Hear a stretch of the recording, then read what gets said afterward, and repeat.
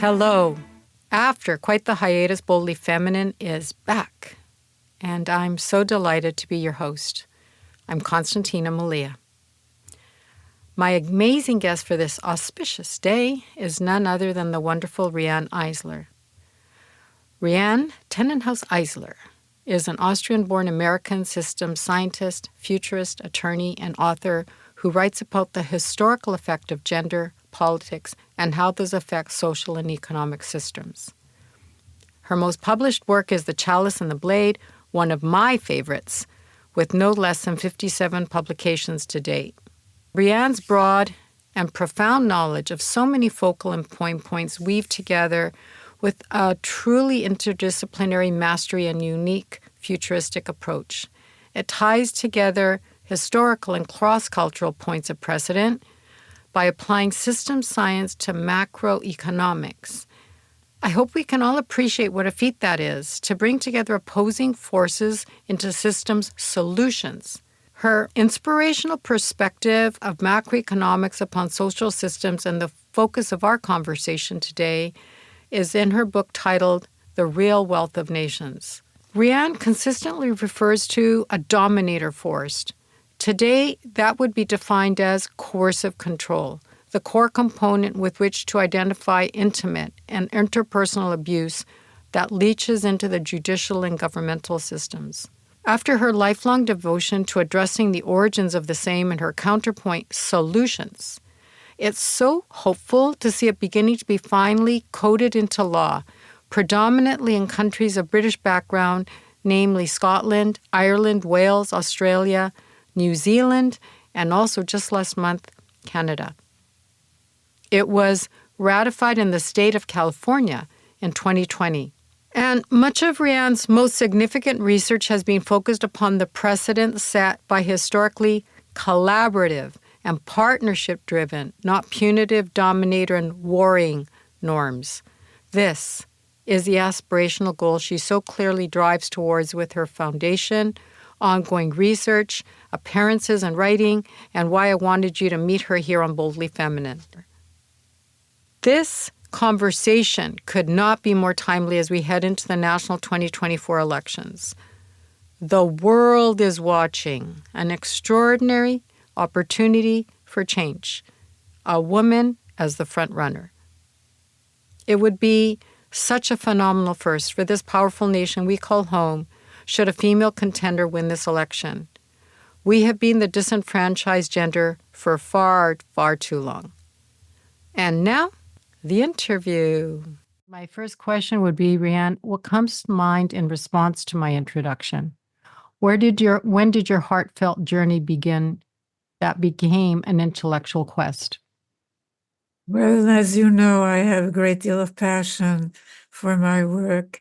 Yes. And that passion is actually rooted in my very early life experiences as a child, a refugee with my parents from the Nazis. Of course, that was a traumatic experience, but it led me to questions that I think most of us have asked at some point of our lives, which is, does it have to be this way? When we humans have such great capacities for caring, for compassion, for really the things that animate us and make us feel better and make others feel better, why has there been so much cruelty and insensitivity and violence? Agreed. And it was years later that I sought to answer those questions, that I went back to them through a new methodology, an inclusive methodology that I called the study of relational dynamics, because it focuses, first of all, on what kinds of relations does a particular culture support. Just these top-down authoritarian relations, or mutuality, mutual respect, mutual accountability, transparency, and caring. Right. And secondly, what is the interconnection? Because when you do systems work, we're not looking at just linear causes and effects. we're looking at interconnections, which we even know from physics today. Two physicists received the Nobel Prize for their work on non-locality and interconnection, as you know. But if you're dealing with complex living systems, which societies are, you really have to look at the second thing that the study of relational dynamics addresses, which is what are the main components of systems and what is their interconnection. As you say this, and this was not in sort of what I wired for this conversation, but as you're saying this, what comes to mind is what were your discoveries regarding like the chicken or the egg? Do we see these systems evolve because of interrelational dynamics between individuals that then become familial, that then become those people elected to higher positions in society that then impose them on greater groups of people? Or is it a system that becomes to evolve because of the general social context that they're also informed by? Well, I think that the answer to your question is that it's the general context. And I make a distinction between societies that on the surface seem very, very different, but share commonalities. And I make a distinction between the domination system and the partnership system. And I've introduced also a partnership domination social scale. And if you look at the domination societies that orient closely to the domination system, they can be Eastern, like the Taliban or fundamentalist Iran, religious, right? They can be leftist, like Stalin's former Soviet Union or Putin's Russia, which is sort of a mix, between capitalism and socialism, or state capitalism, really, as it turned out to be, again, a top-down system. Whether it's the MAGA movement in the United States, it's a subculture, whether it's the Maasai of Africa, the traditional Maasai, they all share the same configuration, even though they're so different in so many respects. And the configuration is a top-down authoritarian structure in both the family, the state, and economics. Okay. I would point out another geography that's more familiar to me than Middle Eastern, even though, and that is Latin American. Latin American culture is extremely top-down dominator, and why there's such a prolificity of mafia groups that dominate the planet with the drug cartels and so forth, kidnappings. I mean, this is all about we're in control. They control the governments. Well, that takes us really to the second core component of these social systems.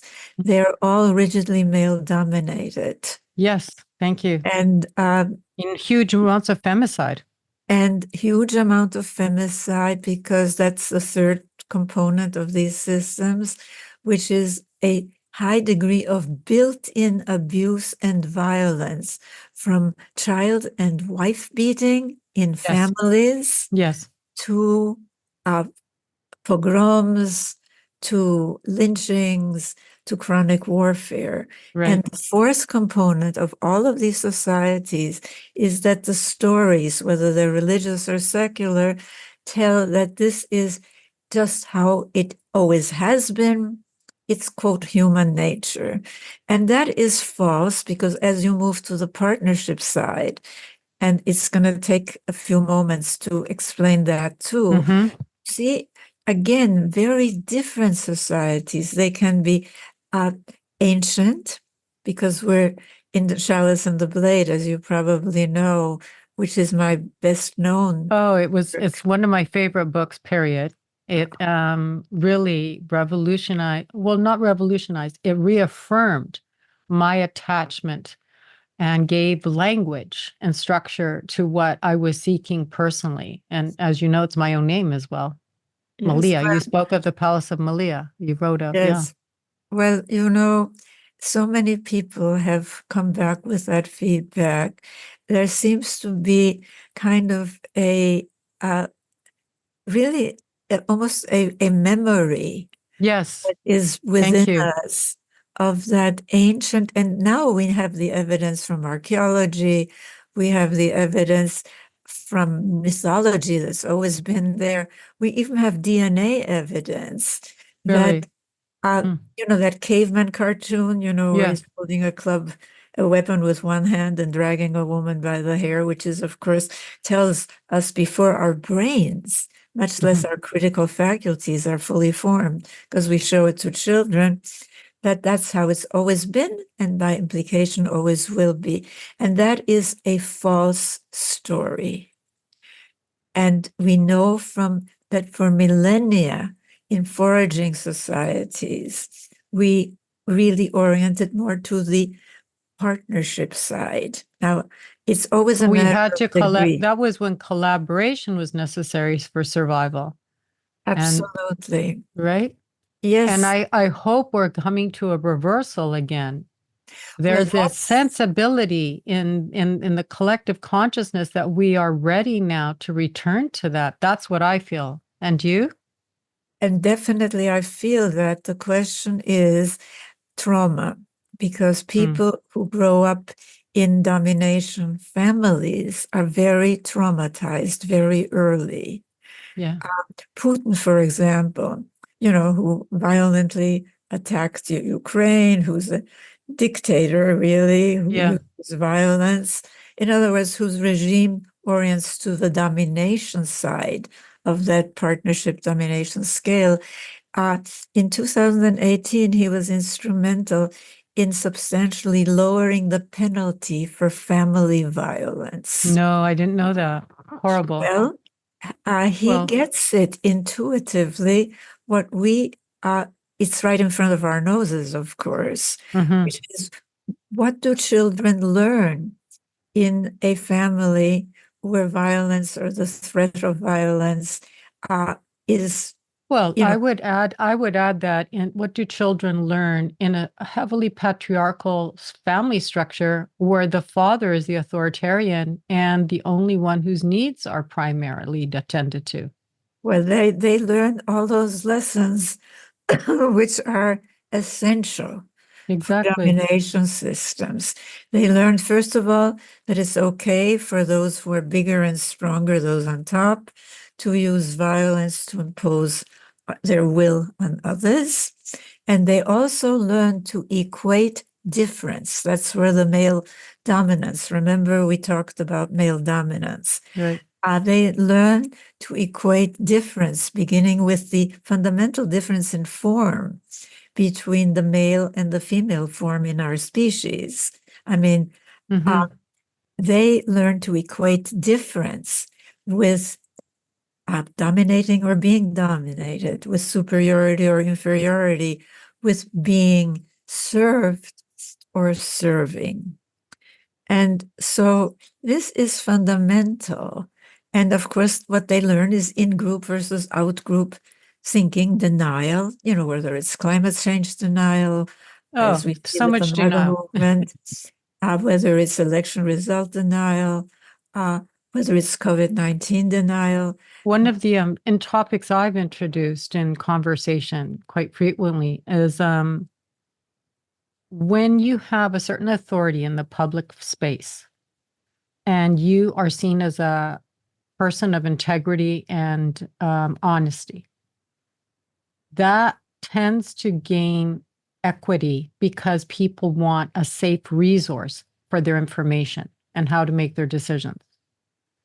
When those same characteristics are introduced, and I would like your feedback on this, when those same characteristics are introduced into a family society, a family unit, and the family unit is dysfunctional by its organization and by its domination, that same type of character will be outcast because it will be a threat to the existing system. Well, this is the whole point. of really my latest book, which came out with Oxford University Press in 2019.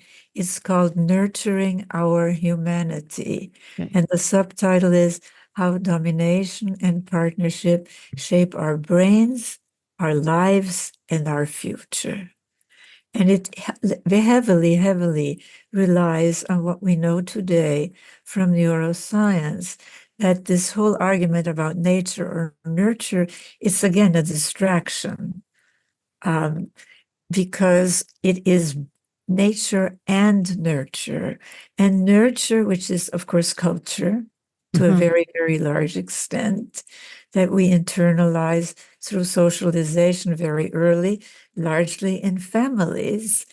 That is how the interconnection. Remember, the authoritarian Yes. family has the male dominance, but we also have to look at economics, because that's what you wanted to talk about. Yes. And I really want to talk about, it isn't only that the male form is considered superior over the female form, and that there are rigid gender stereotypes with nothing in between. I mean, even though there have been gay people and lesbians forever and ever, they don't exist in that frame. They're evil, they're bad. I mean, but these rigid gender stereotypes, of course, are translated into values, aren't they? Because we tend to value what is in rigid domination systems, which we inherited these values in our economic systems, both capitalist and socialist. It's what I call a hidden system of gendered values, where the masculine in domination system, which is domination, control, even violence, right? I love to fight. I'm a man, I'm macho, is valued more and is ranked over what is coded feminine. And that's caring, caregiving, nonviolence. Is considered inappropriate for, quote, real men, who are the only ones who are supposed to be in charge, right? Yes, in systems. And it is something that really makes it very, very important that we are seeing today this questioning by both women and then also men. Absolutely. Of That's a big these shift. rigid gender roles. But we have to learn to connect the dots. And that's what my work does. It provides the frame, which those pushing us back have. I mean, think of their, quote, social issues. They're very much the rigid gender stereotypes, right? Very much control over children, like the book burnings or the school thing. Yeah. I mean, they recognize the importance of I've introduced 4 cornerstones, as you know: family and childhood, which they certainly pay attention to; gender, which they certainly pay attention to; economics, they identify with those on top, just as they did as children. Because why? Because they were dependent on their caregivers for what little care or what care they got, on those on top. And of course, story and language bring this all together. But in the real Wealth of Nations, and it is a play on Smith's book, The Wealth of Nations, of course, it is really a call for what we so urgently need, which is a caring economics of partnerism. We're seeing it a bit now in the more modern North American partnership, right? And they're even calling it a partnership now over a marriage, in that they expect the husband to change diapers, take strollers out to the park, take the children to their activities, be able to braid their daughter's hair. They expect a little girl to be able to go to taekwondo now, and to a little boy to go to cooking classes, right? Absolutely. We're shifting. And yet the remnants of the dominator inculcation is very, very hard to override. And everybody is struggling with it. Well, this is why we are coming always back to trauma. I don't know if you're aware that California is one of the only geographies on the planet where coercive control is against the law. It's a felony now as of 2020. And that is modeled on the British model, which was first established in Scotland, secondarily Ireland and Wales. That carried over to New Zealand and Australia, which is where I picked up on it. And Canada just signed it in as a felony last month in July. So we have very few places, and I've personally gone to police stations. I've personally talked to officers. They're uninformed. They don't even know it exists. They don't know how to enforce it. They don't know how to recognize it. Well, first of all, the term domestic violence immediately marginalizes it. Right. So the first step is changing it to family violence, violence in the family, coercive control. Yeah. Because that makes it personal. Yeah. For us. But it is hard. And I invite you with all of your knowledge and your contacts, because I think that both these campaigns really to change consciousness focus on root causes rather than just symptoms. Exactly. And that's what and we they're are also about. trying to also address the judicial system, which is completely broken in family law systems, and protecting the victims. Absolutely. Yes. What I had suggested, there's a doctor of psychology in Boston. Her name is Christine Cocciola, and she has made coercive control sort of her raison d'etre. She's focused all of her energy on giving it more of a public presence, public voice, showcasing the different court cases around the country that are disenfranchising mothers from their children, giving authority to fathers in divorce cases where they're clearly the abusive parent, where there's even sexual abuse, still having complete access to the children. She's really giving it a voice. Within the another leg of the psychiatric community, there's a doctor here at USC called Dr. Ramani. And Dr. Ramani just wrote a book that came out a few months ago called It's Not You, that focuses on the narcissistic personality disorder and the dominator society, and how that interaction and dysfunctional personality disorder functions in the domestic space.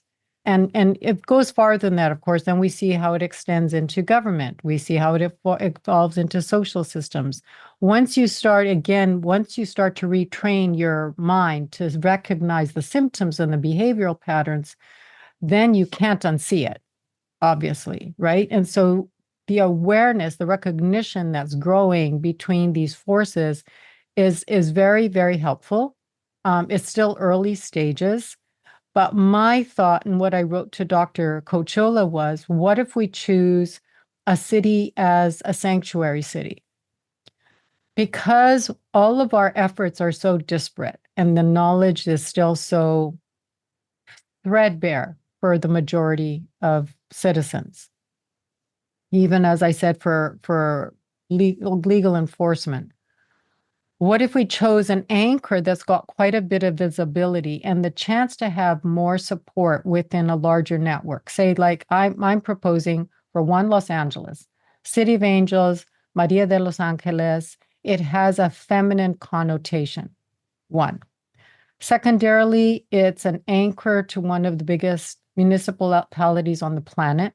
It's an extremely diverse population. So when you the domino effect is massive because you have so many different racial groups here that'll start to be affected by it. You know, I did an interview in last year, at the end of last year, with the Scientific American. And you can actually find it by entering my name on the internet and then Scientific American. But it was on how dominator-oriented families support and lead to strongman rule, to authoritarianism, to all the problems that we're really facing today. Because it's during periods of disequilibrium that we can go either way, can't we? I mean, we know that from the self-organizing theory, from chaos theory, from nonlinear dynamics, but we have to have a frame, and we have to focus on those four cornerstones. Because if we don't focus on what happens in childhood, and if we don't focus on this hidden system of gendered values, we can't overcome the priorities of both capitalism and socialism. Because there's always money for prisons, right? Right. The male, the punitive male head of household. And there's always money for weapons, for wars. But somehow there isn't enough money for caring for children, for nurturing children, for caring work, for that feminine work. And we first have to unpack that and then change it.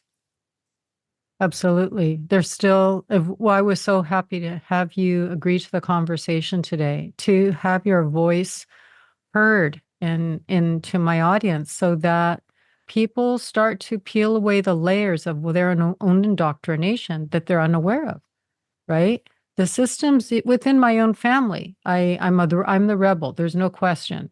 There's a lot of rhetoric, but there isn't the actions to promote a more egalitarian system. Because I think there's a certain amount of fear too.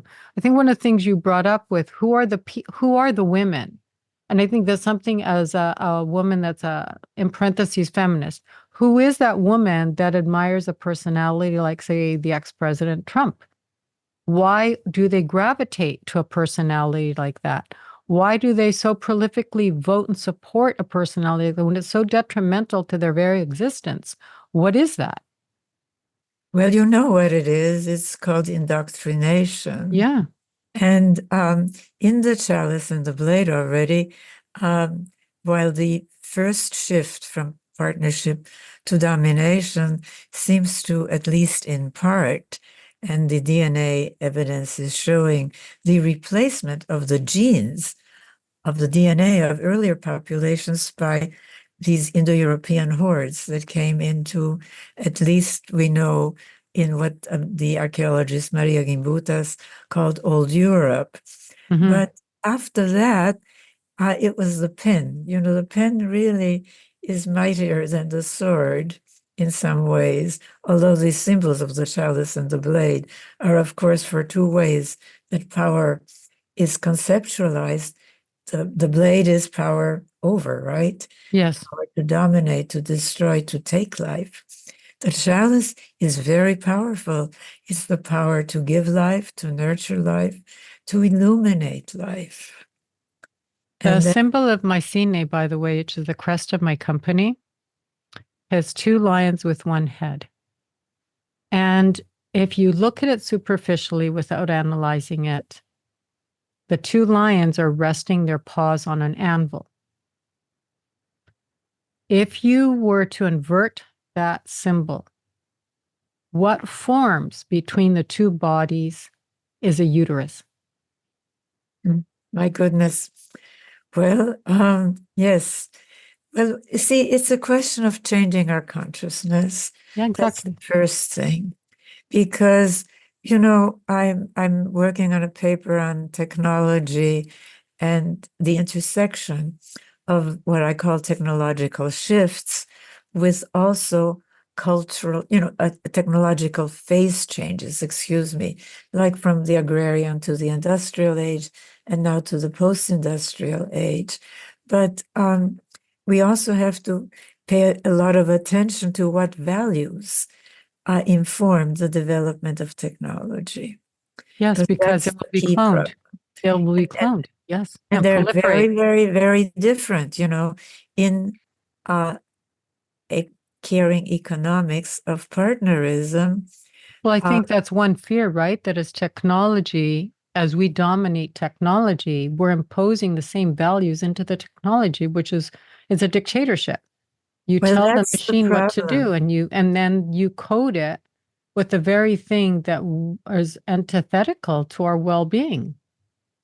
Well, that is a huge problem. And it's garbage in and garbage out, as the saying goes. A lot of the problem with chat GBT, etc., with AI, artificial intelligence, is just what you mentioned, the programming. Mm-hmm. And this is why, again, we need the language and the stories of partnership rather than domination, because that's what the evidence shows. It shows, for example, neuroscience. Look, we know from neuroscience that we actually get rewards of biochemical pleasure, endorphins, when we care.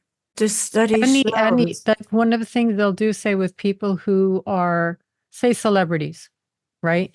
And they're forced into by their work into a position where they have so much attention given to them. It's a false ego that's stoked constantly.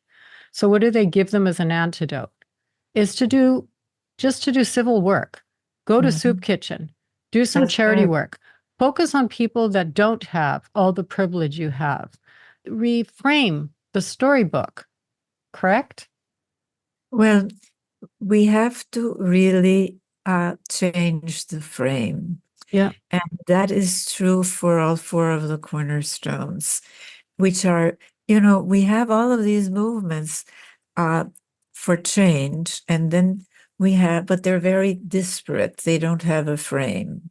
The environmental movement is over here, and the women's movement over here, and the children's rights movement, which is relatively new. And I've written a lot about the human rights of women and children, and you can find this. But we have to connect the dots. Yes. And we have to understand that we need both short-term tactics, putting out the fires, and long-term strategies. And I do want to say that we're working through the Center for Partnership Systems on a long-term strategy. Well, two of them, a group of us and other organizations. First of all, to get a campaign going to eliminate violence against children in families. Thank you. Yes, thank you. And that includes spanking, by the way. Yes, and it also includes taking away choice. You teach a child from a very young age if they have value to you by how you give them equality. You give them respect. You give them a voice. In domination systems, respect is really fear, isn't it? Yes, I agree. And the other thing that we're working on, and we need funding, is a campaign to get stories changed and to give $1 million away to young cinema people, to young video people, to read all of my books and to come up with real creations to change our consciousness, because that's where it all starts. I agree.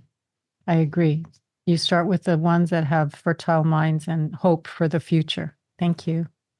Thank you, my dear, and good luck. Thank you. We'll be in touch. Please.